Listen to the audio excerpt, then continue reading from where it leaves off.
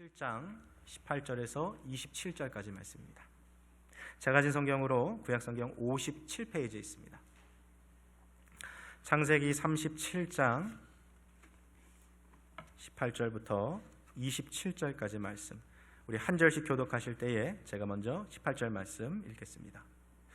요셉이 그들에게 가까이 오기 전에 그들이 요셉을 멀리서 보고 죽이기를 꾀하여 서로 이르되 꿈꾸는 자가 오는도다. 자 그를 죽여 한 구덩이에 던지고 우리가 말하기를 악한 짐승이 그를 잡아먹었다 하자.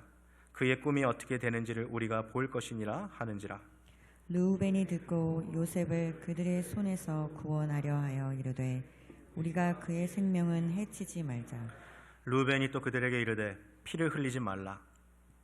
그를 광야 그 구덩이에 던지고 손을 그에게 대지 말라 하니 이는 그가 요셉을 그들의 손에서 구출하여 그의 아버지에게로 돌려보내려 함이었더라.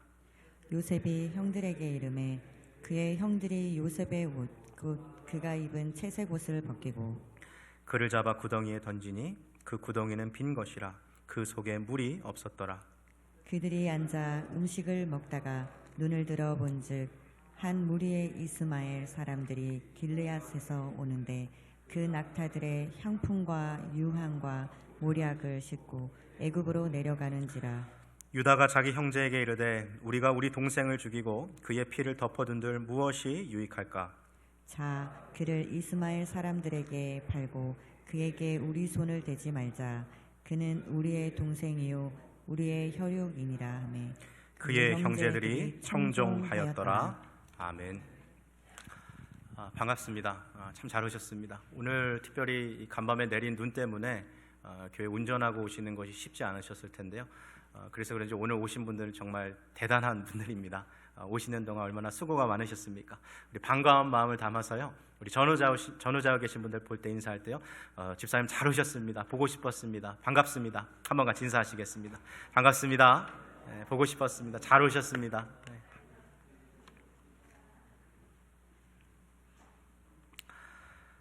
최근에 뉴욕에 위치하고 있는 빙해민턴이라는 이름의 대학교의 경영대학원에서 하나의 설문조사를 이렇게 실시했는데요.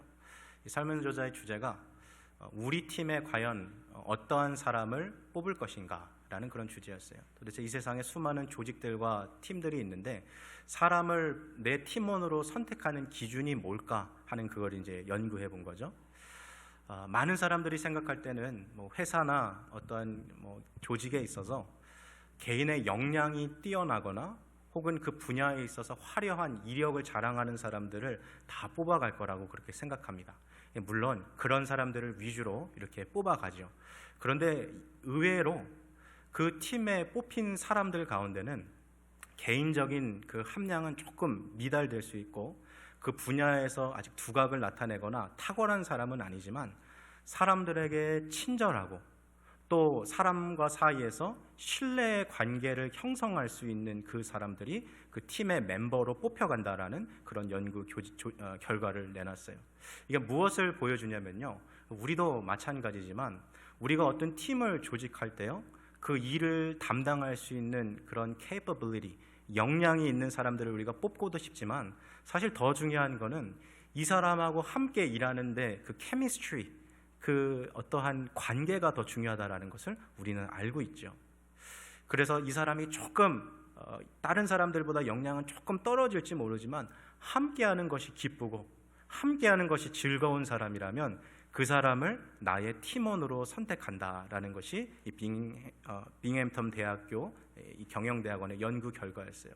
이것은 뭘 우리에게 말해주냐면요, 이 세상을 살아가는 데 있어서 개인의 어떤 능력이나 역량도 중요하지만 그것보다 더 중요한 것이 하나 있는데 그것이 바로 인간관계라는 거죠. 인간관계. 인간관계에서 신뢰라는 것은 참으로도 중요합니다. 두 사람 사이의 신뢰가 사라지게 되면 상대방과의 그 관계가 뾰족한 벌침같이 아주 매우 따갑게 우리를 쏘아붙일 때가 있어요. 신뢰할 수 없는 사람과 함께 일한다라는 것은 사실 참 너무나도 곤욕스러운 거죠. 직장인들이 일을 관두고 회사를 떠나는 그 이유를 조사한 설문조사를 보면요, 일이 너무 힘들어서 직장을 그만둔다가 2위고요. 1위가 뭘까요? 함께 일하는 사람이 너무 안 맞아서, 함께 일하는 사람이 너무 힘들게 해서, 이게 직장을 떠나는 1위였어요.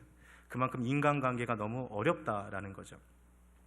혹시 살아오면서 가깝게 지내던 사람하고 이렇게 사이가 틀어진 혹시 그런 경험들이 있습니까? 예를 들면 나의 친구가 너무나도 형제처럼 지냈던 그런 사람인데 어느 날 갑자기 나에게 차갑게 등을 돌리고 떠난 그런 경험들은 없습니까? 혹은 믿었던 친구와 새로 비즈니스를 동업으로 시작했는데 친구가 큰 돈을 들고 잠적한 그런 일들도 우리 가운데 있을 수 있겠죠.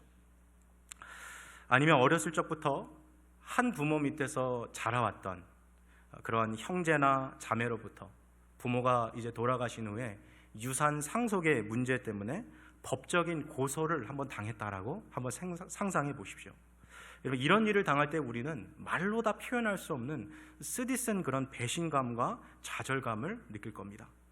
우리 주변에는 그토록 믿었던 동료가 원수로 변함으로 인해서 상실감을 겪고 그로 인해 기나긴 겨울과 같은 우울증을 겪고 살아가는 사람들도 많이 있습니다. 누군가의 믿음을 저버린다는 거, 배신을 당한다는 거, 참 그것만큼 우리의 마음을 아프게 하는 것도 또 있을까요? 이 세상을 살아가는 모든 사람들은 누구나 다 살다 보면 한 번쯤은 가까운 사람에게부터 상처를 입을 때가 있습니다. 우리에게 상처를 주는 사람은 대부분 우리가 신뢰하는 사람들이에요. 사실 우리가 신뢰하지 않는 사람들로부터 상처받을 일들은 거의 없습니다. 그러나 오히려 나랑 가까운 사람들, 내가 믿고 따르는 사람들에게 상처를 받을 때가 더 많다는 거죠. 그리고 그런 가까운 관계 속에서 얻은 상처들이 우리가 일상을 살아가는 데 있어서 그 삶을 힘들고 어렵게 만들 만큼 그 파급력이 대단합니다. 그러나 과거에 이처럼 사람으로부터 배신당하거나 상처 입거나 아픔이 있다 할지라도 세상이 끝난 것은 아닙니다. 우리가 관계에서 얻은 상처 때문에 계속해서 좌절하며 살 필요는 없습니다. 집사님, 이 마이크 다 꺼주시겠어요? 자꾸 하울링는. 하나님께서 인간관계 속 일어난 상처도 능히 치료하실 수 있기 때문에 무엇보다도 우리가 믿고 섬기는 하나님 아버지께서 결코 우리의 믿음을 저버리지 않으신다라는 것을 우리는 확신할 수 있어요.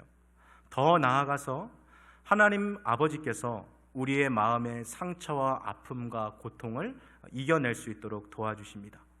오늘 혹시 이 자리에 앉아 계신 우리 성도님들 가운데요, 지난 몇 년 가운데 사람에게 정말 잊지 못할 그런 큰 아픔과 상처를 입은 분들 혹시 이 안에 계십니까? 뒤를 돌아보면 너무나도 가슴 아픈 그런 관계의 단절을 경험하신 분들 혹시 계세요? 더 이상 사람하고 교제하는 것이 너무 힘들고, 이렇게 사느니 그냥 세상하고 담쌓고 그냥 혼자 사는 게 더 낫겠다. 세상에 참 믿을 사람이 없구나. 그러한 어떤 배신감에 이렇게 사로잡혀 살아가는 분들 혹시 계십니까?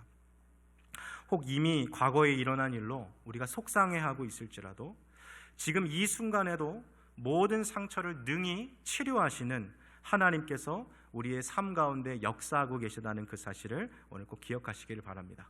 제가 설교를 조금 더 진행하기 전에요, 제가 오늘 여러 가지 이야기를 할 텐데요, 이제 예배가 끝나고 집에 돌아가실 때쯤 되면 그 내용들이 다 이렇게 기억이 안 나실 수도 있어요. 그래서 오늘 제가 마치 배에 닫힐 그 앵커를 내리는 것처럼 오늘 설교의 요지를 우리 좀 마음에 새겨놓고 좀 진행했으면 좋겠습니다. 저를 한번 좀 따라해 주시겠습니까?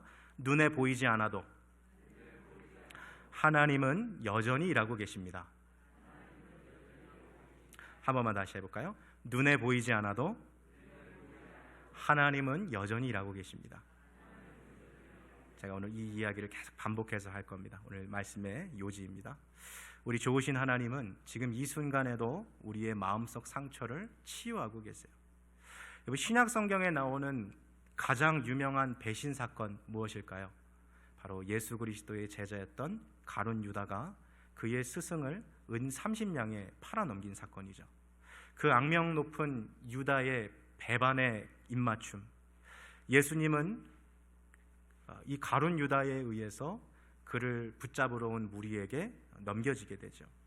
비록 가룟 유다의 배신으로 인해서 예수님은 사람들에게 붙잡혔고 결국에는 채찍 당하시고 십자가에 못 박혀 죽으셨어요. 그러나 하나님은 이 일을 통하여서 온 인류의 죄를 용서하시고 구원하는 그런 통로로 사용하시죠. 이처럼 우리 하나님은요, 악을 선으로 바꾸어서 역사하실 수 있는 전능하신 하나님이십니다. 가까운 이의 배신으로 인해서, 가까운 이들과의 관계의 단절로 인해서 우리의 인생이 어려움에 처할 수는 있겠습니다만, 여러분, 그것이 우리의 삶의, 우리의 이야기의 끝은 결코 아닙니다. 눈에 잘 보이지 않는다 할지라도 우리 하나님은 여전히 일하고 계시기 때문입니다. 하나님은 우리가 당하는 그 어떤 고통스러운 상황 속에서도 끝까지 믿고 의지할 수 있는 믿음의 대상이 되십니다. 자, 오늘 말씀을 통하여서요, 우리 삶 속에서 역사하고 계시는 하나님의 도움의 손길을 신뢰하며 살아갈 수 있는 저와 여러분들 되시기를 주님의 이름으로 축복합니다. 오늘 본문의 내용을 조금 이제 깊게 한번 들어가 보겠습니다. 여러분, 우리 모두는 가족이라는 공동체에 소속되어 있죠. 이 세상에 존재하는 모든 사람들은 다 누구에게나 가족이 있어요. 근데 한번 우리 가족을 살펴보세요. 이 세상의 가족 중에요, 아픔이 없는 가정이 있을까요? 어떠한 가정을 살펴볼지라도요, 다 그 안에 아픈 사연들이 있고 또 어려움이 있어요. 야곱의 가정도 예외는 아닙니다. 야곱에게는 총 12명의 아들이 있었습니다. 가지 많은 나무 바람 잘 날 없다는 옛 속담처럼 자식을 많이 둔 야곱의 식구들도 언제나 이런저런 일로 시끌벅적합니다. 근데 사실 이 야곱의 집에 있어서 가장 큰 문제는 뭐였냐면 아버지의 편애였어요. 편애. 아버지가 많은 아들 중에 유독 11번째 아들 요셉만을 너무 사랑하는 거예요. 사실 야곱이라는 사람을 살펴보면 그 역시 아버지의 편애를 받고 살아왔던 사람입니다. 야곱의 아버지 이름이 뭐죠? 이삭이죠. 이삭. 이삭의 첫째 아들이 누구예요? 에서. 그리고 둘째가 야곱이에요. 아버지 이삭은 장남 에서를 편애했어요. 어떻게 보면 야곱은 집에서 아버지 기준을 보면 찬밥 신세 당하는 그런 아들이었어요. 그러니까 어쩌면 자기 형 에서만 좋아하는 아버지 이삭의 모습을 보면서 야곱은 어렸을 적부터 나는 나중에 자식을 낳고 아버지가 되면 나는 모든 애들을 똑같이 사랑해줘야겠다, 그렇게 생각하면서 야곱이 컸는지도 모르죠. 그러나 아버지가 된 야곱도 12아들 중에 요셉만 예뻐하는 편애의 길을 걷게 됩니다. 그리고 그와 같은 아버지의 편애가 이 가정의 모든 아들들의 마음에 큰 상처를 안겨주게 되는 거죠. 여러분, 우리나라는 전통적으로 남자아이를 여자아이보다 조금 더 선호하는 그런 사상들이 있어요. 그래서 남아 선호 사상이라는 그런 말이 있을 정도로 그것이 많이 유명하죠. 이게 왜 그런가 보면 한국은 이전에는 제사를 지낼 때, 그리고 또 부모의 노후 돌보는 일들, 그리고 집안의 대를 잇는 것에 있어서 아들의 역할이 중요하다라고 그렇게 생각했어요. 근데 이렇게 고정되어 있던 아들의 역할이 시대가 지나면서 사라지고 있어요. 그래서 우리 한국을 보면 지난 30년 동안 전 세계적으로 그 유래를 찾아보기 힘들 정도로 가장 빠른 속도로 남아 선호 사상이 사라지는 나라가 대한민국입니다. 딸들이 사실 아들보다 더 살가워요. 그리고 정서적인 보살핌에 강합니다.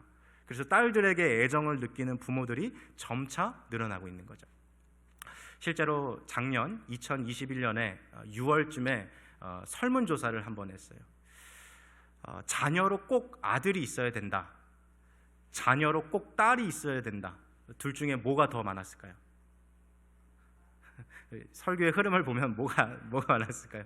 네, 뭐가 많았을까요? 딸이 많았어요. 딸이 61%나 나왔어요. 더 많이 나왔어요. 딸이 있어야 된다.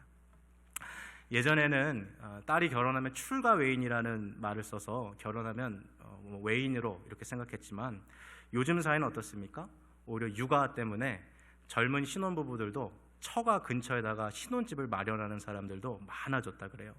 지금 이 사회를 가리켜서 우리가 신목의 사회다라고 이렇게 평가하거든요. 어머니 중심의 사회다 이렇게 평가를 하기도 하는 거죠. 그러나 여전히 한국 사회에서도요, 남아 선호 사상을 갖고 있는 사람들, 강력하게 그러한 것을 갖고 있는 사람들도 우리가 어렵지 않게 찾아볼 수 있겠죠. 또 우리 한국 사회를 좀 살펴보면 예전에는요, 첫째를 부모님들이 아주 소중하게 생각했어요. 특별히 장남들. 그러다 보니까 둘째나 셋째는 조금 아버지와 어머니 사랑을 좀 덜 받는 경우들이 많았어요. 그래서 미국도 마찬가지지만 middle child, 가운데 껴있는 자녀들 있죠. 둘째나 셋째들이 부모로부터 받은 그런 상처들이 이름 말할 수 없이 너무나도 많은 거죠. 아버지로부터 어머니로부터 받은 그 섭섭함이 나중에 이렇게 어른이 되어가지고 막 나오는 경우들도 많이 있다는 거죠. 오늘 본문에 등장하는 이 야곱의 가정은요, 아버지 야곱의 편애로 인해서 형제 간의 분열과 다툼이 일어나게 됩니다. 야곱의 집에는 아버지의 사랑을 받지 못한 이 상처받은 자식들로 인해서 시기와 질투와 미움이 아주 넘쳐났어요. 야곱에게는 아내가 2명이 있습니다. 레아와 라헬이라는 2명의 아내가 있고, 이 두 아내의 여종이었던 실바와 빌하라는 2 여인이 있어요. 바로 이 4명의 여인에게서 야곱이 12명의 아들을 낳게 됐어요. 근데 이 4명의 아내 중에 야곱은 누구를 제일 좋아했습니까? 2번째 아내인 라헬을 특별히 좋아했거든요. 그 라헬이 낳은 아들이 요셉이었어요. 성경을 보면 야곱이 요셉을 몇 살에 낳는지 정확하게 계산하는 것이 사실 어렵습니다. 그래서 성경학자들도 좀 분분한데요, 어떤 사람들은 야곱이 요셉을 낳은 나이가 71살이다, 어떤 학자들은 77살이다, 어떤 성경학자들은 91살이다 라고 얘기합니다. 제일 적은 숫자만 봐도 71살이거든요. 여러분, 70대의 할아버지가 손주를 봐도 기쁜데 이 70살이 넘은 야곱이 자기의 아들을 낳았어요. 그것도 여태까지 아들을 낳지 못해서 전전긍긍하고 있었던 그 자기가 사랑하는 아내 라헬이 낳은 노년의 아들이었어요. 그러니까 이 야곱 입장에서 볼 때 요셉이 얼마나 귀여웠겠습니까? 얼마나 사랑스럽겠어요. 끔찍하게 그를 아낀 거죠. 자, 오늘 창세기 37장 3절 말씀 화면에 한번 보여주시고요, 한번 같이 읽겠습니다. 시작. 요셉은 노년에 얻은 아들이었으므로 이스라엘이 여러 아들들보다 그를 더 사랑함으로 그를 위하여 채색옷을 씌었더니. 야곱은 그가 사랑하는 이 11번째 아들 이 요셉을 위해서 채색옷을 특별히 만들어서 입혀주었어요. 성경학자들은 이 채색옷은 아버지의 모든 유속을 상속할 상속자라는 의미를 갖고 있는 옷이라 그랬습니다. 만일 이 옷을 첫째요 장남이었던 루벤이 입었다면 다른 형제들이 마음에 들진 않아도 수긍은 되잖아요. 첫째니까, 맏이니까, 장남이니까 입을만 하지. 근데 아직 시퍼렇게 젊은 17살의 가장 어린 11번째 아이인 요셉이 아버지의 모든 유산을 상속한 마치 장남처럼 그 채색 옷을 입고 돌아다니니까 형들이 볼 때 이 요셉이 얼마나 얄미웠겠습니까? 성경에 따라 이 채색 옷을 번역하는 거 조금 다른데요, 예를 들어서 쉬운 성경이나 우리말 성경 보시면 이 채색 옷이라는 이 단어가 긴 소매 옷으로 되어 있어요. 여러분, 왜 이렇게 미국 드라마나 영화 같은 거 보면 사람들이 이렇게 샤워하고 나와서 입는 그 가운 있죠, 옷 있죠, 로브라 그러죠, 로브 있죠. 그거 보면 옷이 어디까지 와요? 이 복숭아뼈 있는 데까지 오거든요. 아마 야곱이 요셉에게 준 이 채색 옷이 그렇게 긴 옷이었을 거라 그래요. 소매도 긴 옷이고요. 한번 머릿속으로 이 옷을 그려보세요.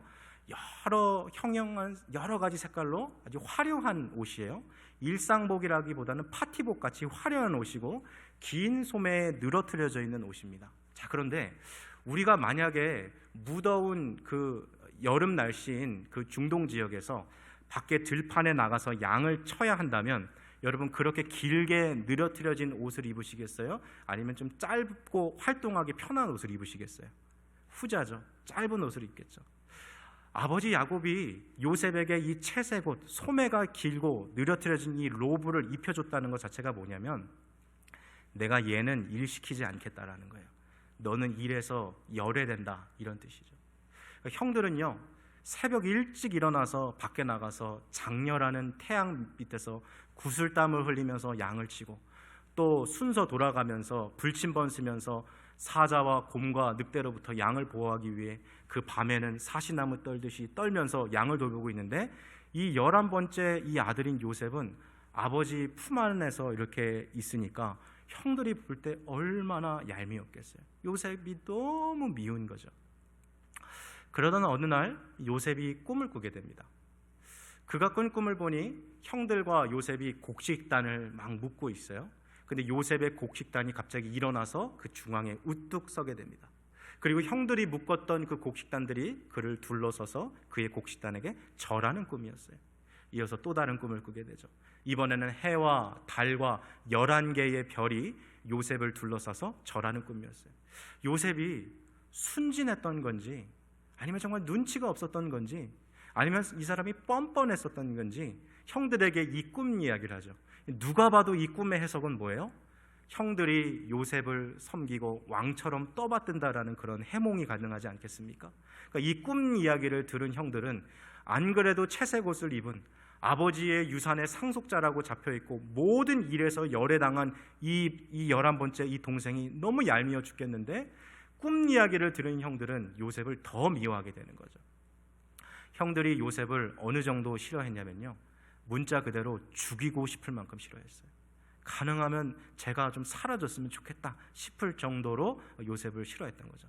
그러던 어느 날 드디어 형들에게 기회가 왔어요. 들판에서 그날도 평상시와 다름없이 양을 치고 있는 형들, 요셉은 어디 있었어요? 채색 옷 입고, 일에서 열애됐으니까요. 채색 옷 입고 아버지와 함께 시원한 집안에 있는 거죠.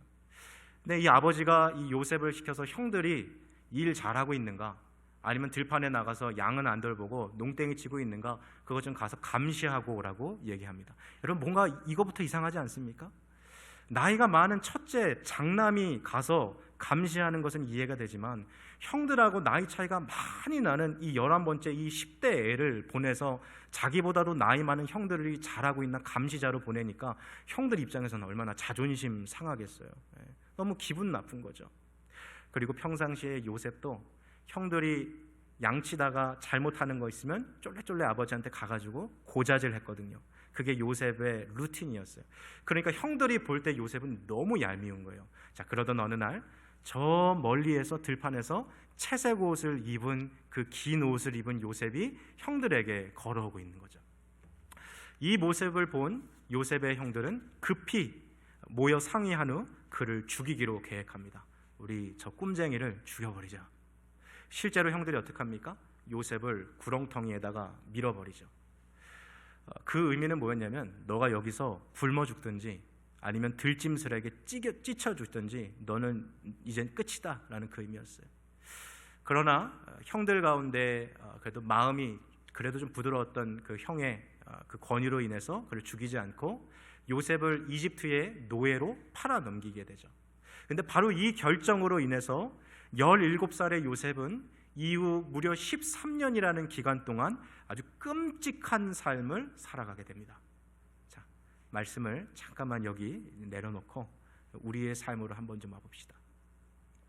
여러분, 오늘 이 요셉의 이야기에서 살펴볼 수 있듯이요, 우리 삶에 찾아오는 고난과 아픔이 때로는 내가 실수해서, 내가 잘못해서 벌어지지 아니할 때도 있어요. 예를 들면 오늘 교회에 이렇게 여러분 운전하고 오셨는데, 나만 운전 잘한다 그래서 교통사고 안 나는 게 아니잖아요.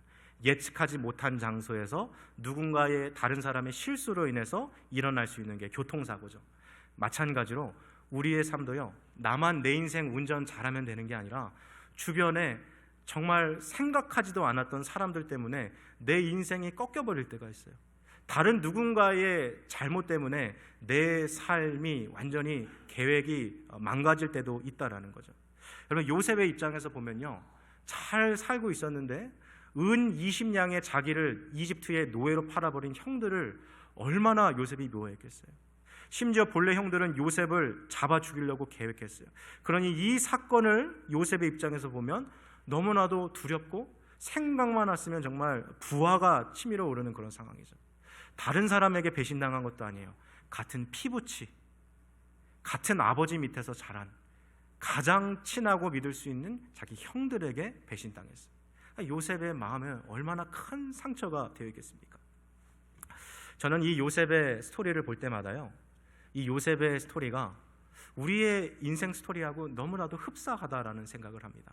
왜냐하면 여러분, 우리 중에요, 요셉처럼 누구도 관계에서 갈등을 피할 수 있는 사람은 아무도 없어요.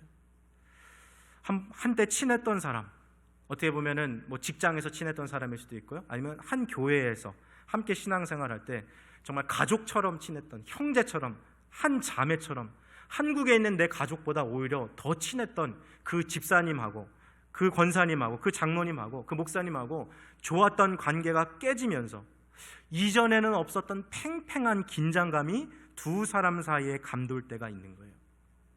우리 주변 사람들로 인해서 우리의 인생이 계획한 대로 펼쳐지지 않을 때가 얼마나 많습니까? 전혀 예상하지 못하고 예측하지 못한 대로 우리의 삶이 나아갈 때가 많이 있다는 거예요. 인간관계에서 받는 상처는 그 누구도 예외가 없고, 우리 모든 사람은 사실 다 같은 배를 타고 있는 거나 마찬가지죠. 그러나 이 요셉의 이야기를 통하여서 우리는 연약한 인간의 죄악 속에서 꽃 피어나는 하나님의 아름다운 구원의 역사를 보고 있는 것이죠. 형들의 미움과 시기 속에서도 애굽에 팔려간 요셉의 삶을 통해 하나님은 훗날 전 세계에 찾아왔던 7년의 대기근 속에 이스라엘 백성들을 먹여 살리시는 구원의 역사를 이루시죠. 이처럼 하나님은요, 일상 속에서 벌어지는 지극히 평범해 보이는 사건들 속에서도 주님의 위대한 구원의 역사를 끊임없이 진행하고 계십니다. 자, 아까 했던 그 하나의 명제, 하나의 문장, 오늘 꼭 기억하고 가시라고 했던 그 문장 다시 한 번만 해봅시다. 한번 따라해 주시겠습니까? 눈에 보이지 않아도 하나님은 여전히 일하고 계십니다. 한 번만 더 해봅시다. 눈에 보이지 않아도 하나님은 여전히 일하고 계십니다. 혹시 오늘 이 자리에 앉아 계신 분 중에요, 사람과의 관계가 너무 힘들어서 지금 상처 입고 분들이 계시죠? 너무나도 괴로워서 누군가한테 말하기도 힘들고, 그냥 이거 진짜 어떻게 해결해야 되나, 그냥 이렇게 살아야 되나 하는 그런 아픔과 한숨으로 그렇게 하루하루를 보내고 계신 분들 혹시 없습니까? 기억하십시오. 눈에 보이지 않아도 하나님은 지금도 우리의 삶 가운데 역사하고 계십니다. 자, 우리 로마서 8장 28절 말씀, 너무나도 유명한 말씀인데요, 우리 같이 한번 읽어보겠습니다. 시작. 우리가 알거니와 하나님을 사랑하는 자 곧 그의 뜻대로 부르심을 입은 자들에게는 모든 것이 합력하여 선을 이루느니라. 하나님을 사랑하는 사람들, 곧 하나님의 뜻대로 부르심을 받은 사람들에게는 모든 것이 합력하여 선을 이루느니라. 이것을 우리는 알고 있습니다 라고 로마서 8장 28절이 말했어요. 여러분, 때로는 지금 내가 당하고 있는 이 고통이 왜 내게 일어났는지 이해할 수 없을 때가 있어요. 하나님, 왜 나한테 이런 육체의 아픔을 주셨습니까? 다른 사람들은 다 건강한데 왜 나만 이렇게 아프죠? 하나님, 다른 사람들은 다 잘 살아가는 것 같은데 왜 나만 이렇게 경제적인 어려움을 겪어야 되죠? 하나님, 다른 가정은 다 평안한 것 같은데 왜 나는 이렇게 가정 안에서 관계의 갈등을 겪고 하나님 이렇게 힘겹게 살아야 됩니까? 다 이해되지 않는 고통과 아픔을 우리는 하나 둘씩 겪고 있어요. 자, 이제 조금 있으면 우리 한국 고유의 명절인 설날이 다가옵니다. 저는 설날을 생각하면 늘 떠오르는 풍경이 하나 있어요. 그게 뭐냐면, 저희 이제 아버지 운전하시는 차를 타고 저는 이제 3남매니까 뒤에 이제 세 자리가 꽉 차잖아요. 그럼 제가 막내기 때문에 항상 제 자리가 가운데 자리였어요. 그래서 차 타고 이제 시골로 쭉 가다 보면 풍경이 조금씩 바뀌죠. 건물들이 이제 조금씩 사라지면서 눈앞에 가로수들이 이렇게 서 있고, 그리고 한국 그 시골길 아시죠? 차 2대 간신히 지나갈 수 있는 그 좁은 길, 옆에 보면 이제 논밭밖에 없는 펼쳐진 길이 있는데, 이제 그때 자동차 창문을 탁 내리면 코 끝을 찌르는 그 냄새 아십니까? 한국 시골 고유의 냄새, 그 특유한 냄새 기억나세요? 네. 사실 그거 무슨 냄새죠? 거름 냄새죠. 거름 냄새.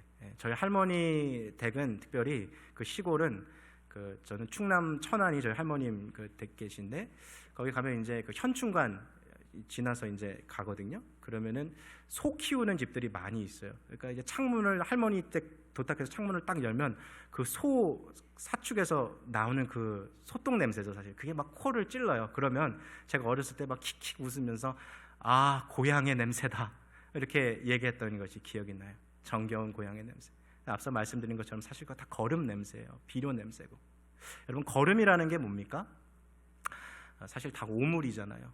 다 똥이고 오줌이고, 그리고 또 썩은 동식물 갖다 놓은 거고, 시골 같은 경우에는 그 할머니들이 음식물 남은 거 그것도 다 모아다가 버리는 게 아니라 그 비료로 다 사용하잖아요.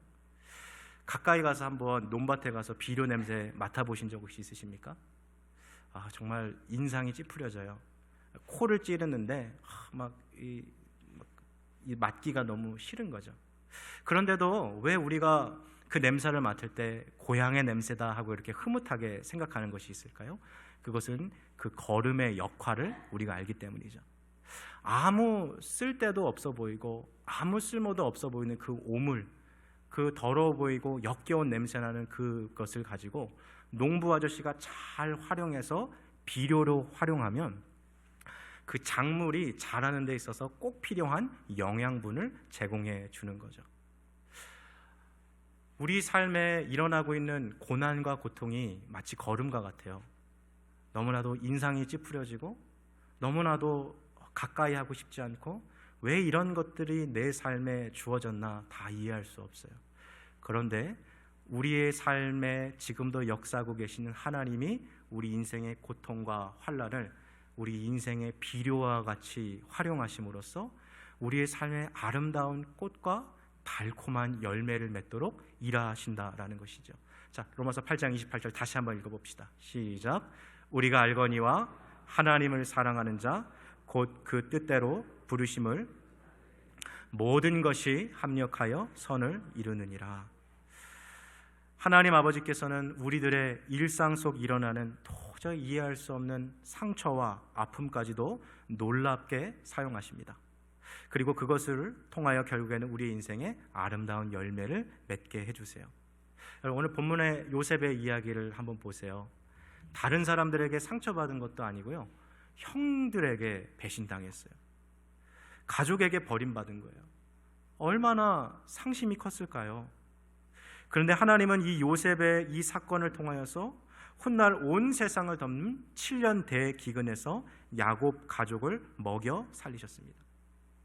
삶이 우리에게 돌을 던질 때가 있어요. 이해되지 않는 돌, 피하고 싶어도 맞을 수밖에 없는 그런 때가 있어요. 너무 힘들면 하나님을 향한 그냥 외마디 외침이 나오는 거예요. 왜요, 하나님? 왜 내가 저 사람 때문에 내가 이렇게 힘들어야 합니까? 왜 저 사람 때문에 내가 이렇게 어려워야 합니까? 이러한 막 쓴뿌리가 우리 안에서 막 올라올 때가 있어요. 하나님, 왜 저 사람이 내 부모여야죠? 하나님, 왜 저 사람이 내 형제여야죠? 왜 저 사람이 내 자매여야죠? 왜 저 사람이 내 배우자여죠? 하나님을 향한 그 막 원망의 쓴뿌리들이 인생이 우리를 향해 돌을 던질 때 막 우리 안에서 이렇게 흘러나올 때가 있다라는 거예요.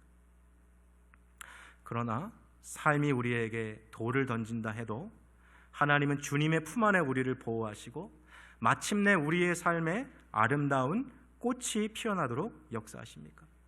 오늘 이 자리에 앉아 계신 우리 성도 여러분, 어떠한 갈등을 겪고 계십니까? 어떠한 문제 때문에 그렇게 한숨 짓고 살아가세요? 남들은 다 잘 지내고 같은데 나는 왜 이렇게 불행할까라고 만들고 있는 그 생각은 어디서부터 왔습니까? 어떤 사람과의 관계가 그렇게 어려워서 그렇게 힘들어하고 계세요? 사람에게 받은 상처 때문에 힘들어하고 계시진 않습니까? 하나님은 우리 삶의 모든 순간들 가운데 그러나 역사하고 계시고, 선하신 하나님은 우리 삶 속에 일어나는 고통과 아픔들을 통해서도 우리 삶이 아름답게 꽃피도록 열매 맺도록 사용하십니다. 농부가 더럽고 냄새나는 비료를 통하여서 오히려 더욱 아름다운 꽃이 피고 달콤한 열매를 맺게 하듯이 힘들고 아프고 눈물 나는 우리 인생 속 상처들을 통해 선하신 하나님께서 우리 삶 가운데 아름다운 열매를 맺으실 것을 신뢰하며 살아갈 수 있기를 축복합니다. 하나님을 사랑하는 사람들, 곧 하나님의 뜻대로 부르심을 받은 사람들에게는 모든 것이 합력하여 선을 이룹니다. 자, 마지막으로 한 번만 더 따라해 주세요. 눈에 보이지 않아도 하나님은 여전히 일하고 계십니다. Even we cannot see it, God is still at work. 지금 당장 이해되지 않아요. 지금 당장 미래가 보이지 않고 내일이 보이지 않아요. 왜 하나님이 나에게 이 상황을 허락하셨는가 다 알 수 없어요. 그러나 이것만은 기억하십시오. 눈에 보이지 않아도 하나님은 여전히 우리의 삶 가운데 일하고 계십니다. 제가 제일 좋아하는 시 중에 하나가 류시와 시인의 시집 중에 나의 상처는 돌, 너의 상처는 꽃이라는 시집이 있어요. 제가 틈틈이 보고 너무나도 좋은 거예요. 상대방이 이 사람이 너무 좋은 거예요. 너무 사랑스러운 거예요. 근데 세상을 살다 보니까 돌을 맞지 않는 사람이 없어요. 하지만 이 사람을 지켜주고 싶어요. 그래서 나에게 받는 상처는 돌로 남는다 한들 너에게는 꽃이 되기를 바란다 라는 그 사랑의 시거든요. 근데 저는 이거 읽을 때마다 이거 참 복음적이다 라는 생각 많이 해요. 예수 그리스도께서 우리를 위하여 우리의 모든 상처를 대신 싸매어 주시기 위해서 두 팔을 벌리시고 십자가에 달려 돌아가셨어요. 주님의 죽으심은 바로 우리의 생명을 위한 것이고 그가 채찍에 맞음으로 우리는 나음을 입었다 하였습니다. 사랑하는 성도 여러분, 다 이해할 수 없는 고통과 고난의 터널을 지나고 있다 할지라도 눈에 보이지 않아도 여전히 하나님은 우리를 위하여 일하고 계십니다. 말씀을 맺겠습니다. 여러분, 오늘 본문에 나오는 야곱의 이야기는요, 앞서서 창세기에 나왔던 세 사람의 이야기, 아브라함, 이삭, 야곱의 이야기하고는 전혀 다른 한 가지의 요소를 요셉의 이야기는 갖고 있어요. 그게 뭐냐면 아브라함, 이삭, 야곱은 하나님하고 대화한 장면이 나오거든요. 근데 요셉의 이야기는 처음부터 끝까지 하나님하고 대화를 나눈 장면이 하나도 등장하지 않아요. 그런데 놀랍게도 요셉의 삶을 보면 그는 하나님이 자신과 함께하고 있다라는 그 믿음을 저버린 적이 없어요.